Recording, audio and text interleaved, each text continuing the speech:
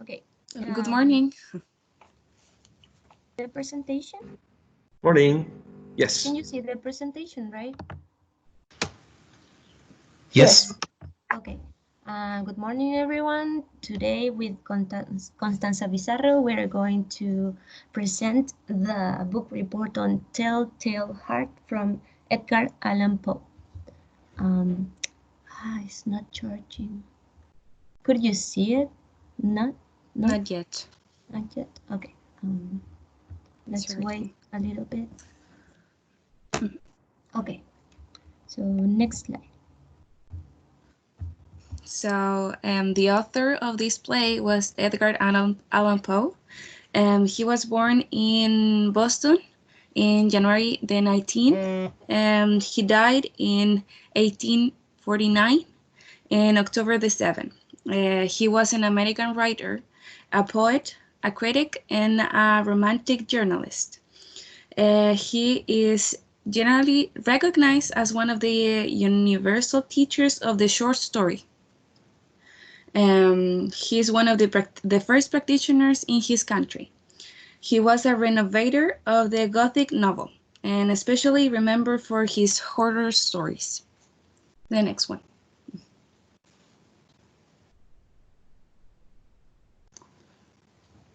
Can you change the slide, please? I'm trying. I'm sorry. This is I'm sorry. Slow. Okay. This one is the next one. Yes. Yes. So the play called The Telltale Heart is a short story by Edgar Allan Poe. He was first published in the 1843. Is one of the poet's best-known short stories. The next one. Okay, setting. There is no evidence of the exact place this story is taking place, but we do know that the entire narrative happened inside a house. The details of this house are not given, just a few ones from which we may infer something. It is... Sorry, what? No, nothing. Yeah, okay. It is said that the old man keeps his shutters locked. It seems as though the house is in an urban area and crime rate might be fairly high. That is why police was contacted easily and respond quickly. Hence, details of the bedroom, one of the most important scenarios in the story, are not described. A very important clue which leads us to how the mind of the narrator worked. He is unable to see his own mind.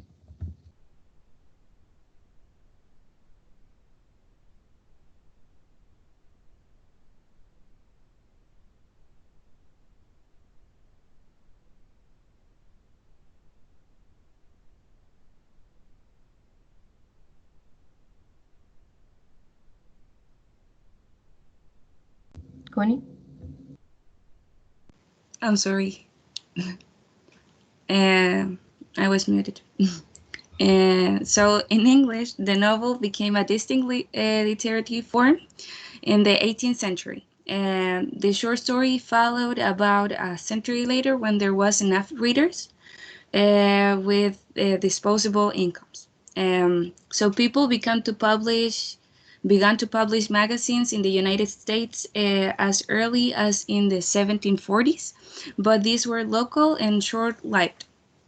In the 19th century, they exploded into a diverse competitive medium. So, as I said before, this was published in the 1843 in the Pioneer. The Telltale Heart is characterized because it's a very macabre, with macabre theme, for which Poe became famous. So Poe was a part of the American Gothic literary movement that became popular in the 19th century. At the same time with Romanticism. And it was focused in the individual and sublime truth of nature. the American Gothic literature explored the human experience through irrationality, madness, guilt, and supernatural horror. So, to understand a little bit of the perspective of the Edgar Allan Poe, um, uh, to like understand why he wrote some things very sad and to show madness, and his parents died when he was little, so when he was almost 3 years old. Then the woman who take care of him died when he was young, and then his wife died when she was only 25 years old. So that would be important to take note, because to understand why he wrote some things very sad, with showing like this sad tone in his papers or writings.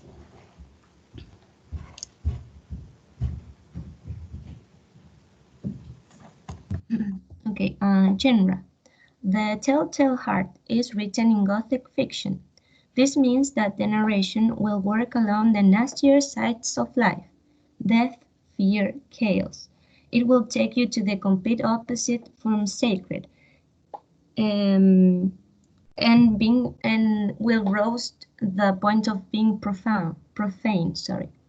Furthermore, this literature appeared in the awful obscurity that haunted 18th century rationality and morality. Hence, I would like to emphasize the aspect of moral ambiguity that arises from it. The story itself is open to multiple interpretations. Nothing in the story really makes sense. We have no reasonable or supernatural explanation. This story has been written over 100 years ago, and we still do not precisely know what to do of it.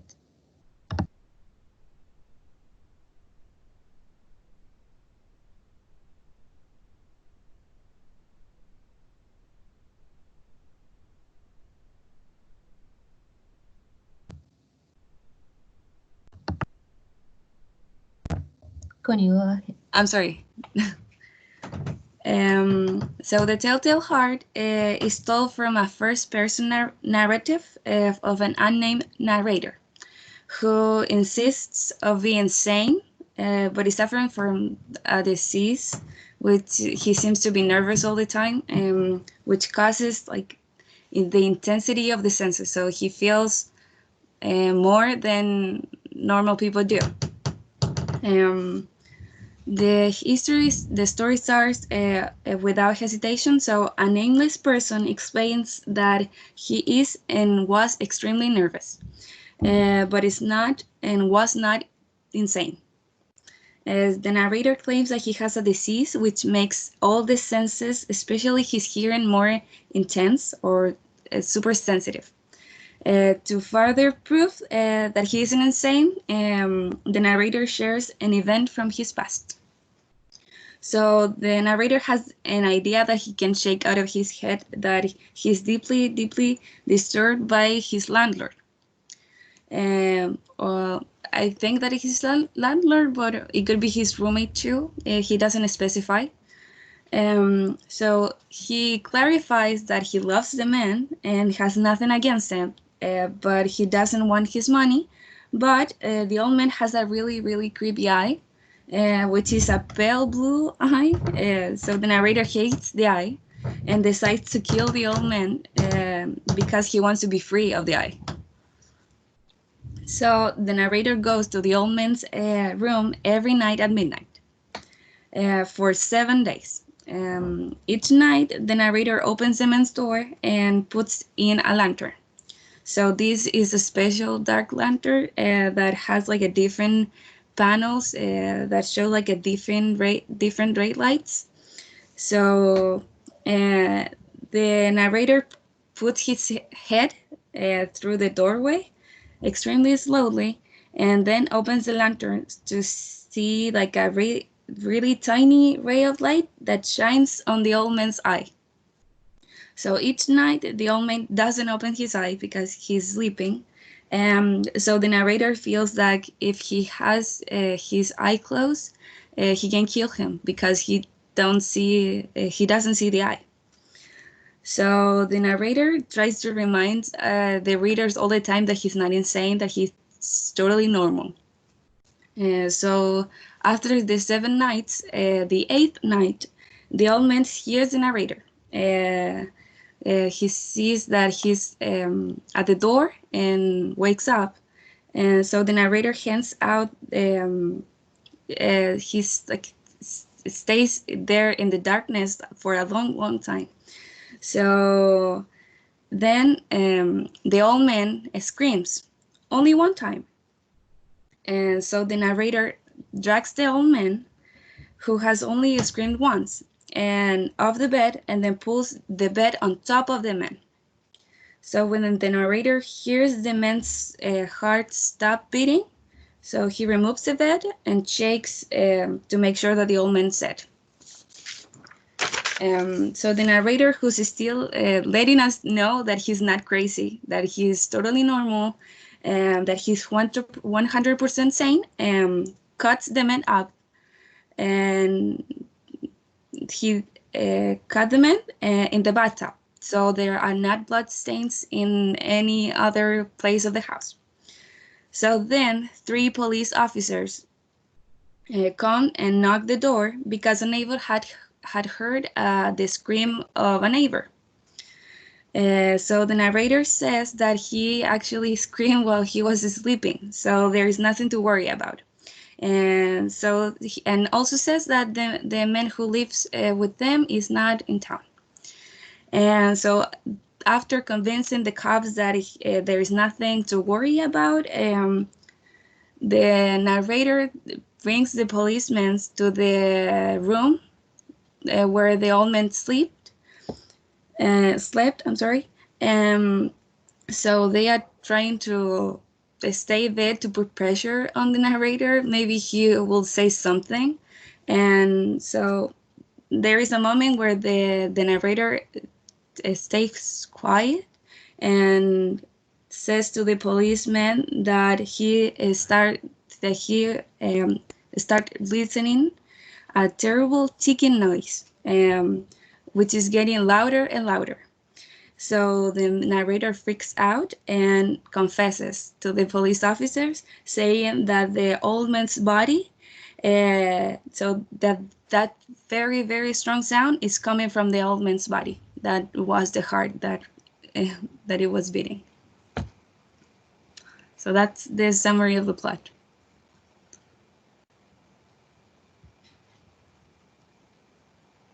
Okay, narrate. As Connie said before, the narrator admits in the first sentence being dreadfully nervous.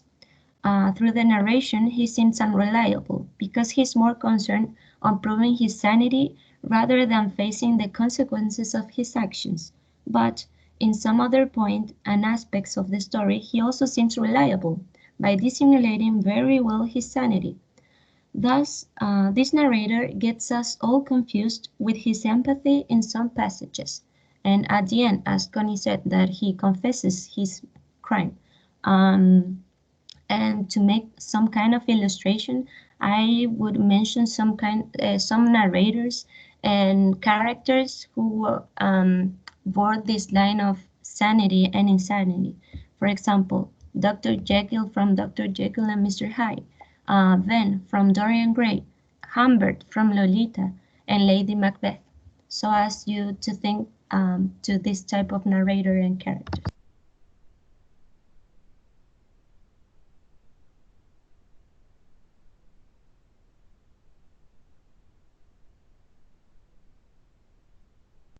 So the tone of this play is sad tone. So while some Poe stories are fun and playful, even though they talk about death and murders, this specific story is very sad. Poe wrote that melancholy is the most legitimate of all the poetical tones. So his tone of sadness manifests in prose works that from piece to piece. So as I mentioned before, there are very similar stories that talk about murder, and they have like this playful and fun tone, but this specific one is sad. So the sadness is woven in the nervousness in every line. The story might not seem sad at first. So I think that it's very amusing that the narrator tries to state every time that he's not crazy, that he's 100% insane, sane. It's like trying to say that he's like normal, and that what he's doing is because he's being bothered by the sound or by the eye of other person who didn't even notice that the person had like that thing that it was bother him. So the narrator is very near of constant stress in the story and the plot, nervousness, and he's like having a meltdown. So even though that the narrator is murdered, I think that is a sad figure because he didn't have like friends, he was alone, and so that's as a conclusion, the tone of the story is a very sad story.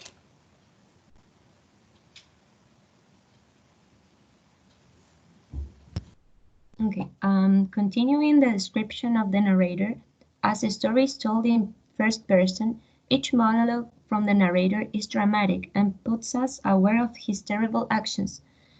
Within this close point of view, to whom might seem the main character of the story, it grips us into the mind of a criminal. Is it? Does this murder makes him a monster? Did it really happen, or we are just being the audience of his mind stream? And I found this quote.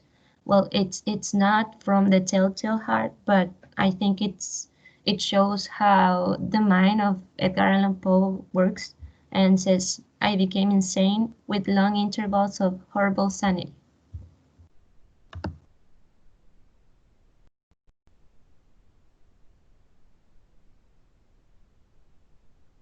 The characters, there are two main characters, which are the narrator and the old man, but there are like four in total. So to start, the narrator, who seems to be a total disaster, he is nervous and paranoid and physically and mentally ill, even though he says he's not. He doesn't know the difference between what's real and what's unreal, so he seems to be completely alone and friendless in the world.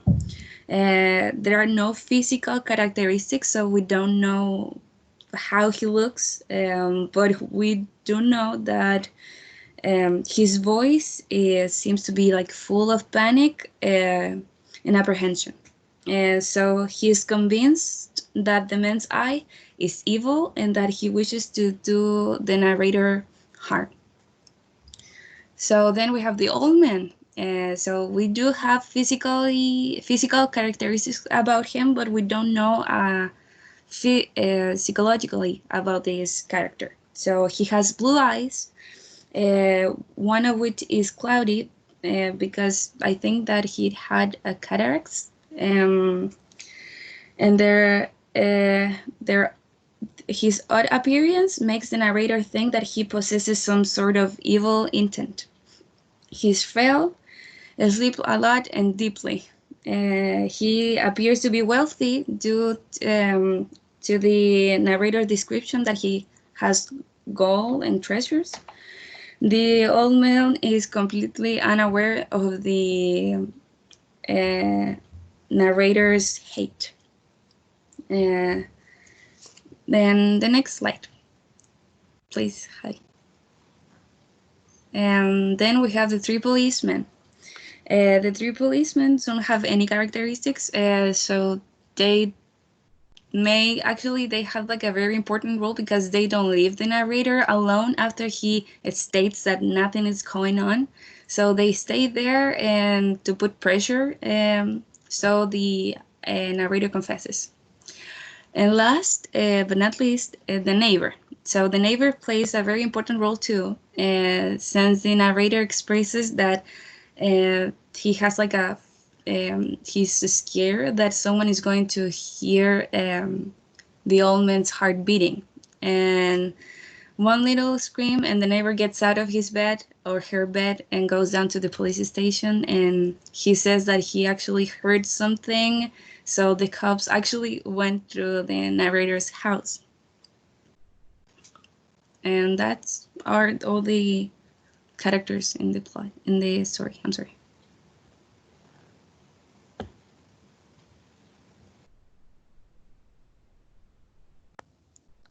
Okay, themes.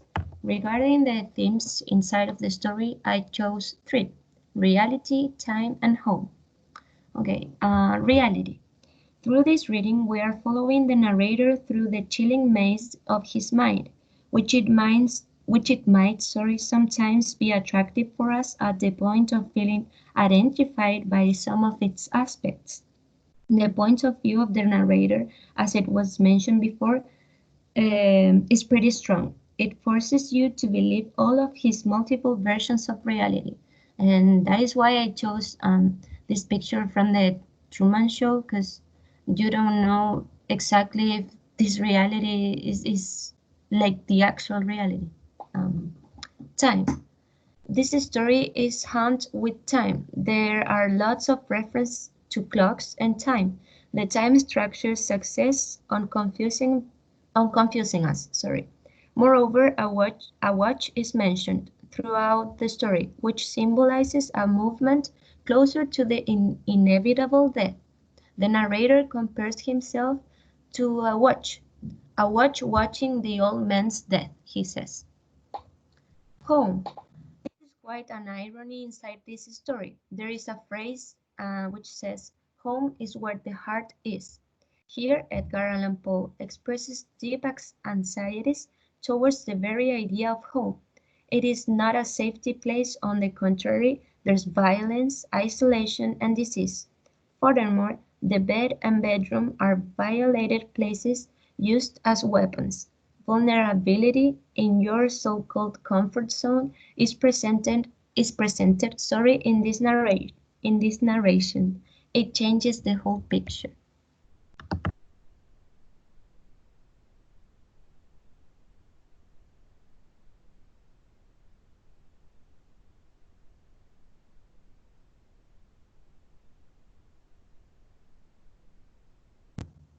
Cool.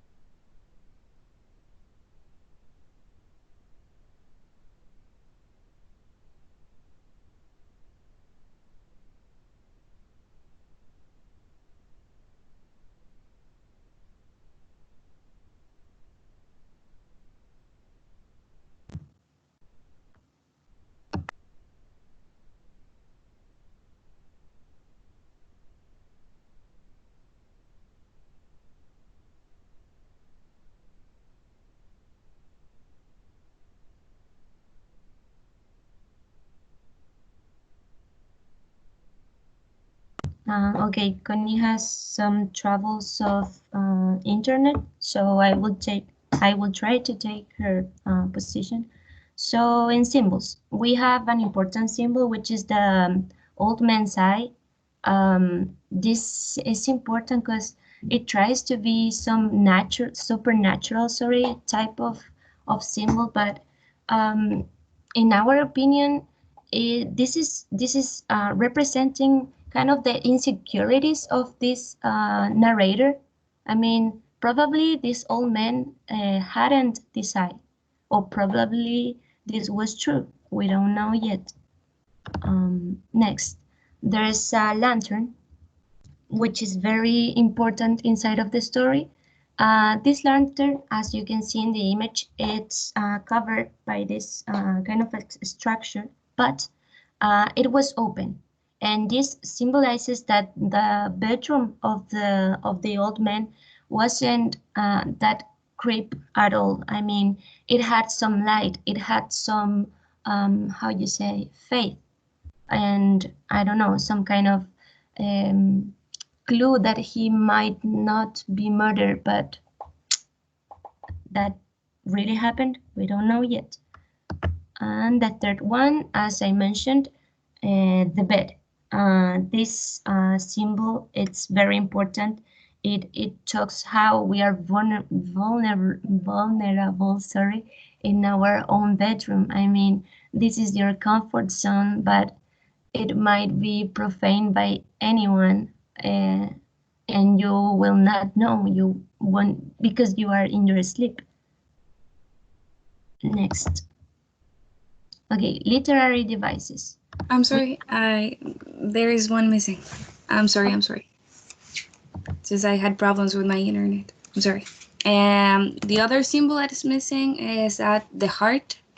So the heart symbolizes the emotional center of the individual. So it symbolizes the narrator's guilt. So he hears the heart twice and immediately before killing the old man, and when the police are investigating the crime. So I don't think that it's possible to hear. I don't think that the narrator hears his own heart. So that's it. I'm sorry.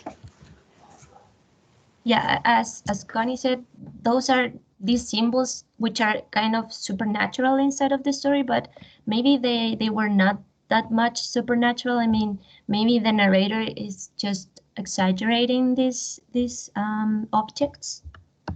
Next, literary devices. So we've been through the story and we found some of literary devices which are here. For example, hyperbole, as I mentioned, the narrator is always exaggerating the things. For example, I heard all things in the heaven and in the earth. I heard many things in hell, sorry. It took me an hour to pace my whole head. For a whole hour, I did not move a muscle. Another literary device that we found was anaphora, and it's basically it's when you repeat a word many times. For example, it grew louder and louder. Yes, he was stone dead. How stealthily, slowly, very, very slowly, steadily. And simile. We found this one. It increased my fury as the beating of a drum stimulates the soldier into courage. His room was as black as pitch with a thick darkness. Well, how we recognize it was simile because of the word as, right? As, and here as. Okay, Connie, next. So we also found a metaphor when he said that his room was as black as a pitch with a thick darkness. So the metaphor is thick darkness. Darkness. Darkness can literally be thick. So, for example, as a soup or pudding, but by referencing thickness, Poe emphasizes how impenetrable the black is. So similarly, we already mentioned it, and we had another metaphor. When I had waited a long time, very patiently, without hearing him lie down, I resolved to open a very little crevice in the lantern. So I opened it. You cannot imagine how stealthy, until at length a simple dim ray, like a thread of the spider, shot from out the crevice and fell full upon the vulture eye. So the metaphor is the vulture eye, which describes that the eye of the old man that the narrator seeks to murder. Describing his eyes as a vulture's means that traits commonly associated with vultures, like cruelty, opportunism, and enjoyment of death and decay.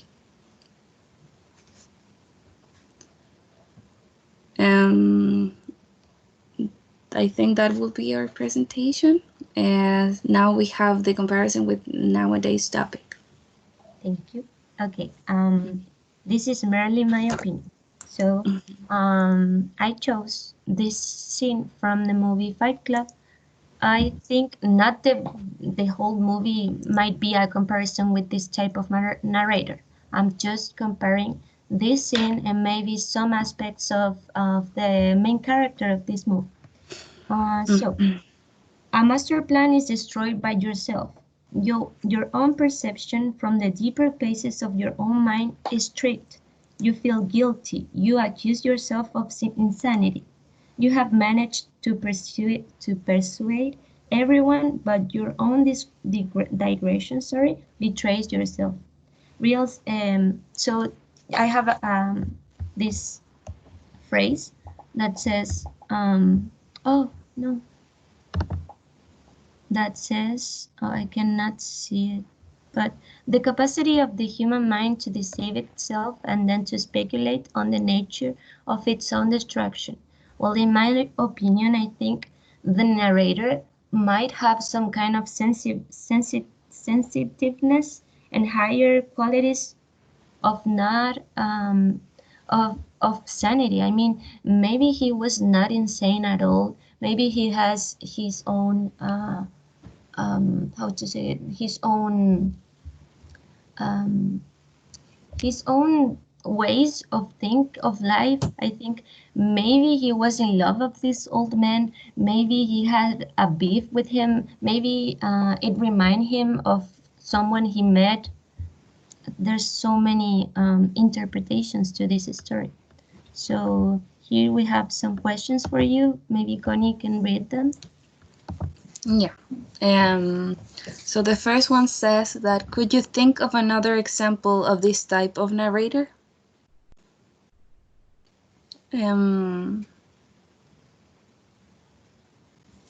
So these questions are for discussion. So has anyone heard of some story that has like the same type of narrator that states that he's saying that what he's doing is not crazy or something like that?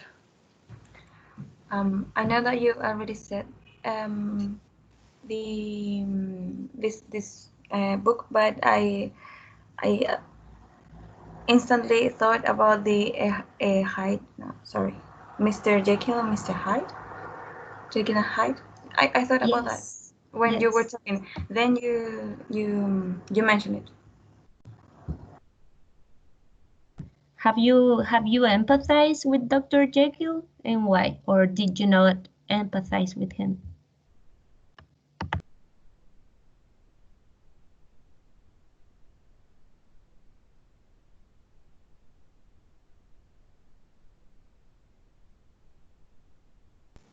Personally, I would say that in this story, I empathize with the narrator since he seems to be a very sad and alone man, and until he actually kills the man, there is a very my perspective really changed when he actually killed the man because his eye bothered him. So, Catalina, I think that you were going to say something.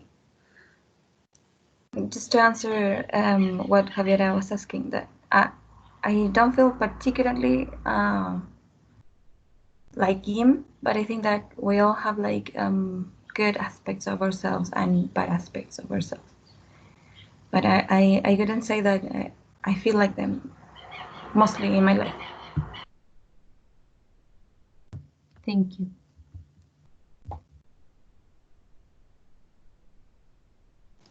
Now the next question is, what is the line between sanity and insanity?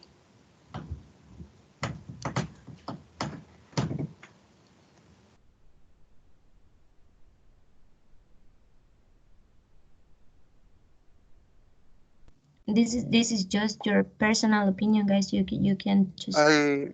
I know the definition of insanity. I don't know if that helps. Yes. Insanity is the act of doing the exact same action every time and expecting different results.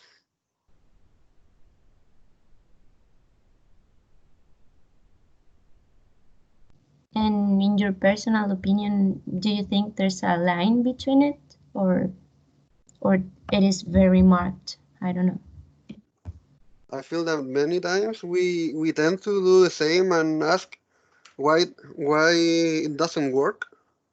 So sometimes we don't even, I mean, we could be sane, perfectly sane, and do things insanely. I don't know if you catch my meaning.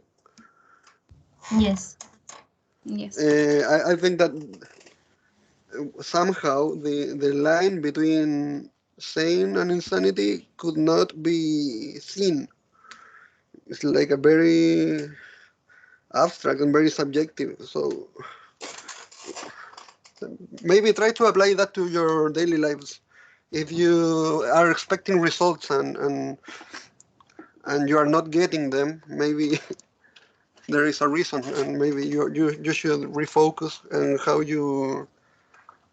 you confront situations. Mm-hmm. I agree with you. Thank you.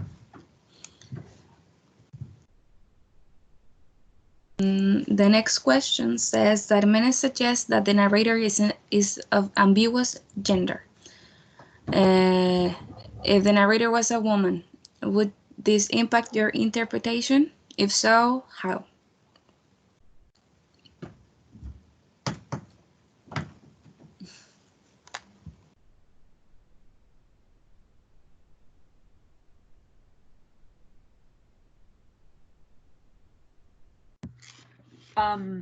I would say that maybe if it was a woman, maybe the reasons behind the actions would have been like interpreted other way. Like I don't know if for example, if it had committed a crime, and as a man, the interpretation is that it was because of anger. If it was a woman, they would have said, I don't know, because it was jealousy, or maybe, I don't know, something more emotional, maybe. Yeah, I agree with you. Like some kind of passional murder or crime. Yeah, a crime of passion. Yeah, that's what I was trying to say.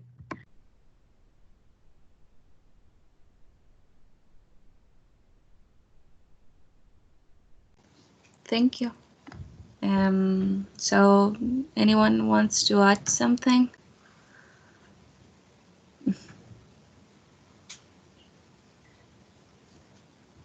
May I? Yes. Okay. The story is full of symbolism. You mentioned at least three, I think. Could you remind us yeah. of the symbol? Yeah. I Of the think symbols, please. they were four. The vulture, the old man's vulture eye, the lantern, the bed, and Connie mentioned the heart. Okay, I'm sorry, I'm taking notes. So the vulture, the lantern, the heart, and the and Bedroom. Yes. and the bedroom. All right. Okay, and specifically, if we take, for example, I don't know, the lantern. How should we interpret the lantern, and uh, who should we associate the lantern with? Whom? Sorry. I can answer this. Maybe the two of them.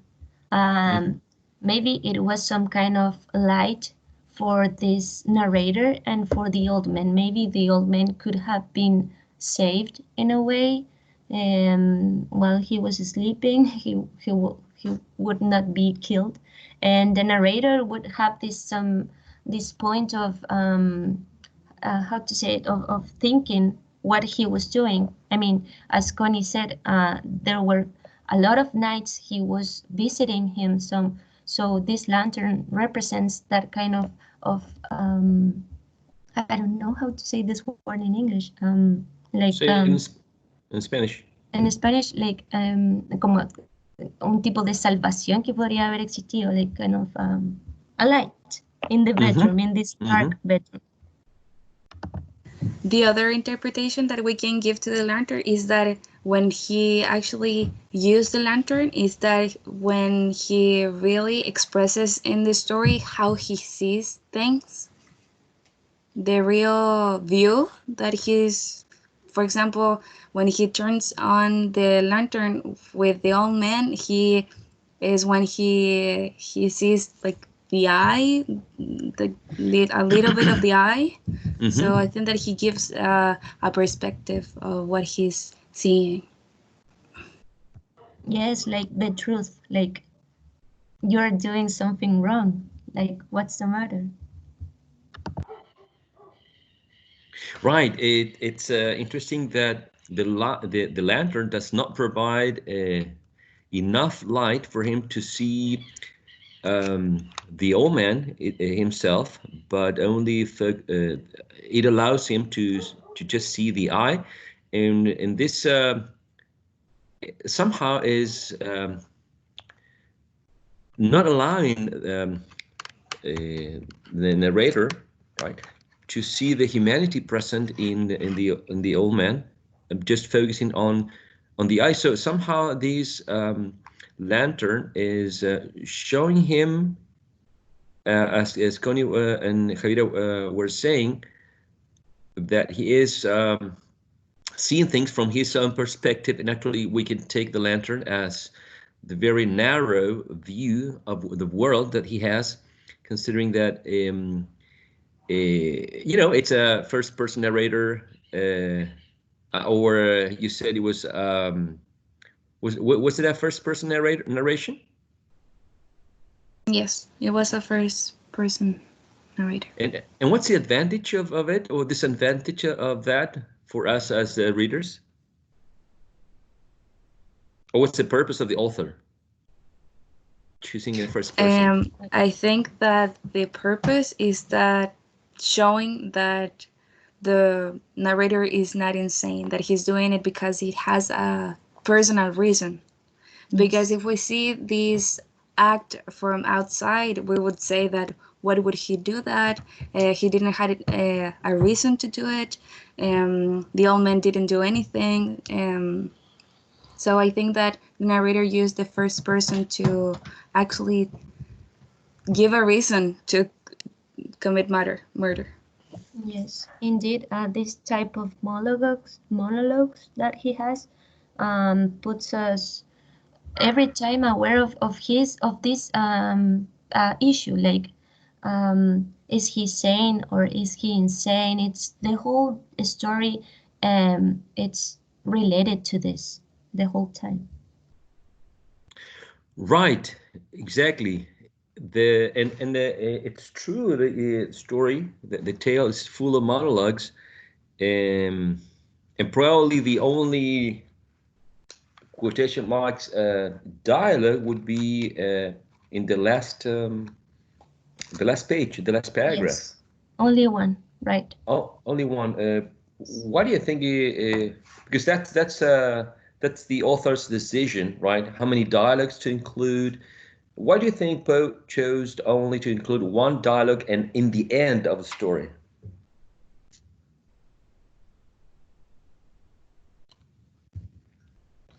Well, in my opinion, it's just to confuse us at the end. I mean, maybe in the middle of the story you have your own opinion of this narrator and of the whole crime itself, but at the end you have this dialogue which confuses you about the truth of this. It's just to confuse you, I think.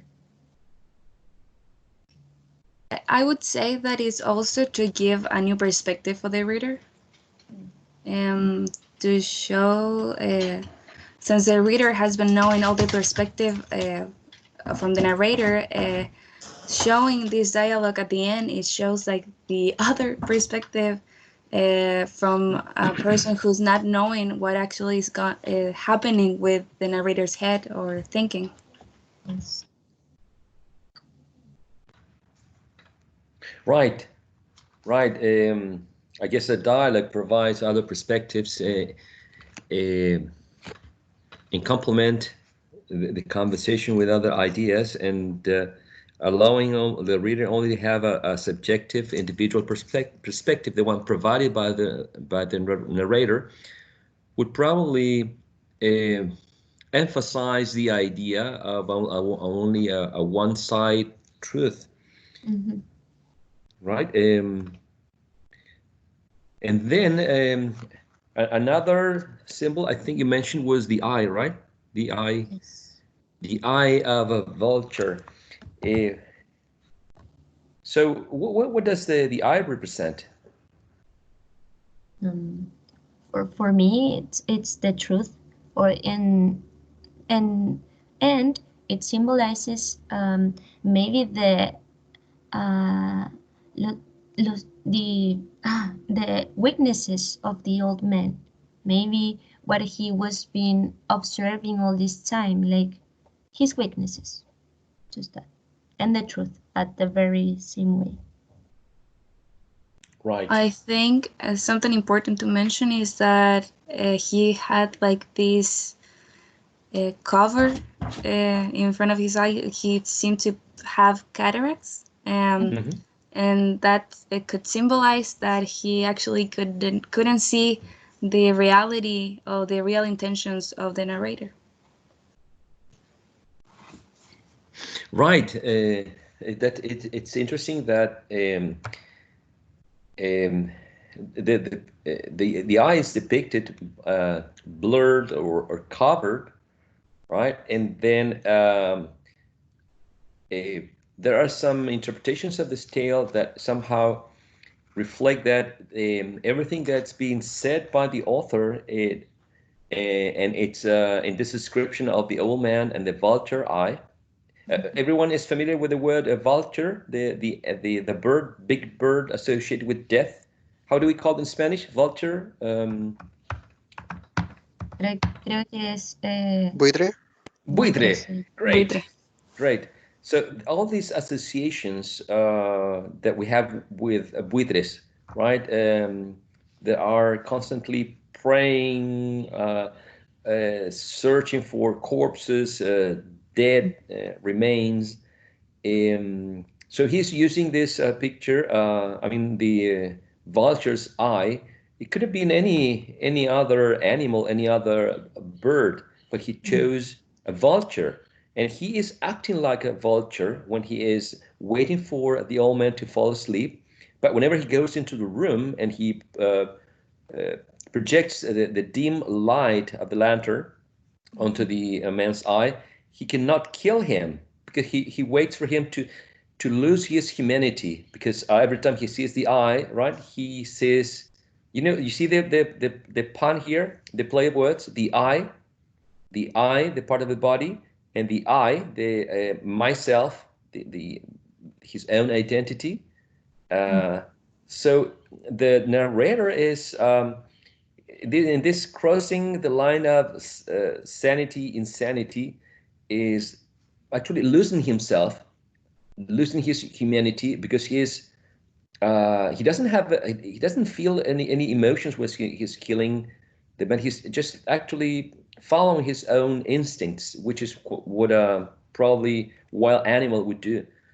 And so he is losing his I would say direction, and also separating himself from human emotions. So it's interesting, this version or interpretation, that everything he is using to describe the man is actually reflecting his own right situation, his own game.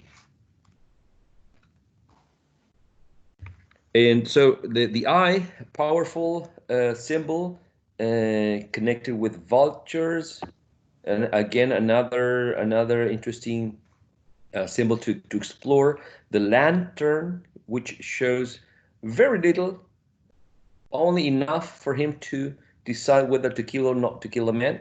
So actually, if you go into a dark room and you want to see everything that is in the room, and imagine you're looking for something, and you go into a dark room, you want to turn on the lights to see everything that is in the room. There's this concept on psychology, which might be related to this. The thing of reflecting your weaknesses or your strengths, but mostly your bad things in another person. I think this is the vulture eye. Interesting concept. So, I found some theses about it on the internet too. Okay, so can you elaborate a little bit more about this reflection? For example, this always happens with your parents. I mean, they are always reflecting their needs and weaknesses in you all the time.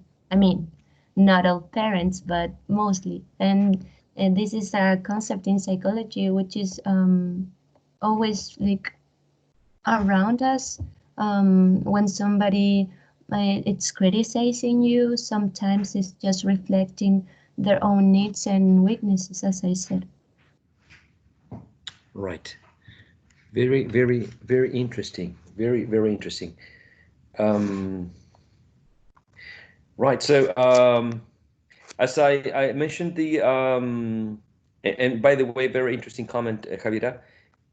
As I mentioned before, the idea of this lantern providing such little light somehow reveals this very narrow understanding or view of the world that the narrator had, and somehow exactly that's a good picture. And when eventually we need to judge the narrator who's telling us a story, if the narrator is reliable or not, if the narrator is mad or not. And that is a very, very interesting question to keep in mind in terms of the reliability of the author or the narrator.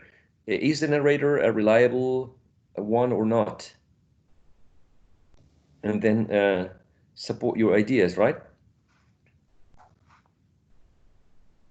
In the last important symbol, you said that the heart.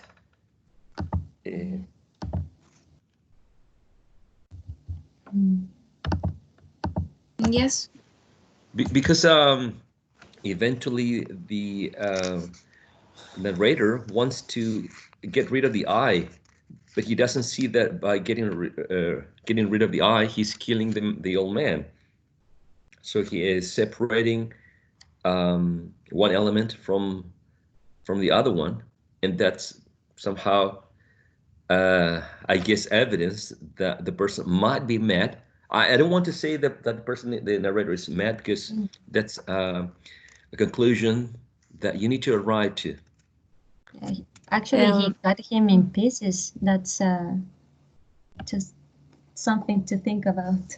But as a narrator, he states that he's not mad and he has nothing against the old man. It's only the eye which bothers him. Right. I was wondering about that. I posted in the chat room that this might be an influence if you decide to write a story in which you have an unnamed narrator, and the narrator insists on being sane, right? Which because we always have influences, right? So you don't need to feel uncomfortable with writing a short story influenced by Edgar Allan Poe, and maybe you can take up the story and write it as you mentioned in the conversation with a different gender, for example. What would happen if you take up a story and you change, for example, the gender? It would be a wonderful exploration. So consider that many of, I mean, the Poe's influence consider Gothic elements present in the Telltale Heart, and also in the Black Cat, right? As you read Miguel's comment here, it reminds me of the Black Cat's narrator. So you might take some of the literary elements and you can use them in your literary work. The literary work, which might be a poem, which might be a tale, and for the ones of you who are brave enough, maybe you can go into a one act play. So which element it's more developed or more develops one of these themes or symbols? The character themselves, the plot, the setting. Which element do you think from these three develops more the symbols that we were talking about, or the themes that you described before in your presentation?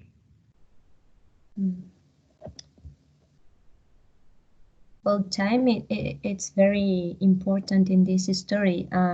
Within the story, you have these sounds of clock and always referring to the watch, which was in the bedroom. I think it's a lead theme in the story. Also, we are always talking about his bedroom and how this home has not a setting itself. They don't mention it. I think it's important. It gives you something to think about. Maybe this thing related with the mind of the narrator, which for me might be the home of this old man. Maybe this old man it's not a person itself. It's just the mind stream of the narrator the whole time. I don't know. Right.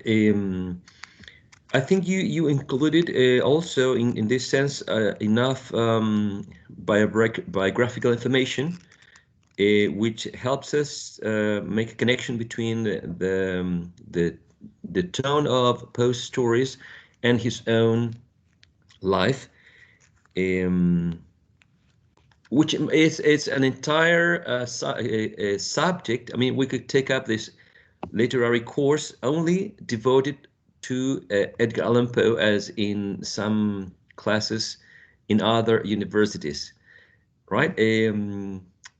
Unfortunately, we're just visiting Poe twice with the Telltale Heart and the Black Cat. I think that would be all about Poe for this semester, right? The stories are not long. You may have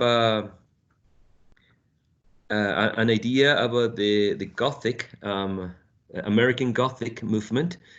And as I said before, you could take up some of the Gothic influence onto your own literary work. I'm mentioning the literary work several times because I want to remind you of this pending literary exercise, which takes time to elaborate and develop, and I don't want you to leave it till the last minute, okay? Javiera, Constanza, I don't have any comments or questions because of the time, but if anyone wants to make a final comment before we finish the session, you're welcome to step in.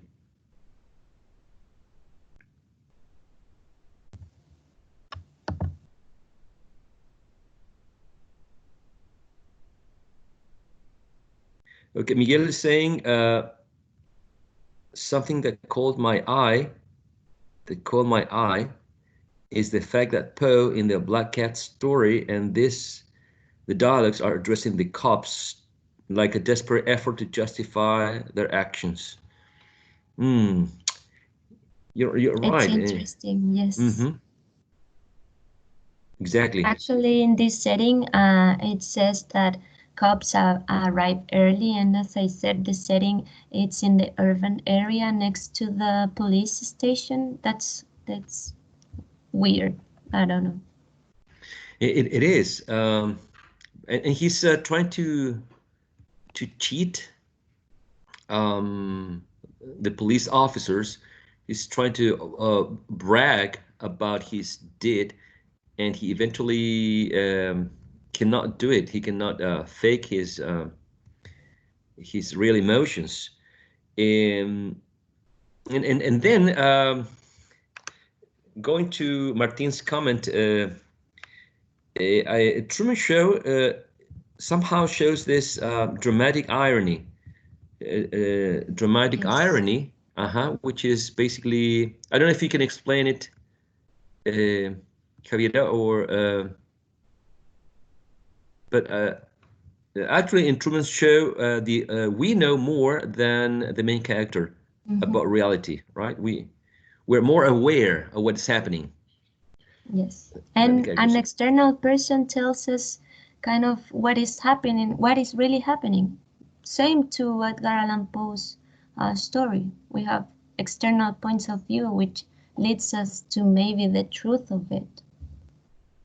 Right, right. I might disagree with that, but because eventually I felt that when I was reading Poe's story from the narrator's perspective, always saying, I am not mad, you can trust me. I felt like he was showing me the story with the lantern that he used to, find the old man's vulture eye.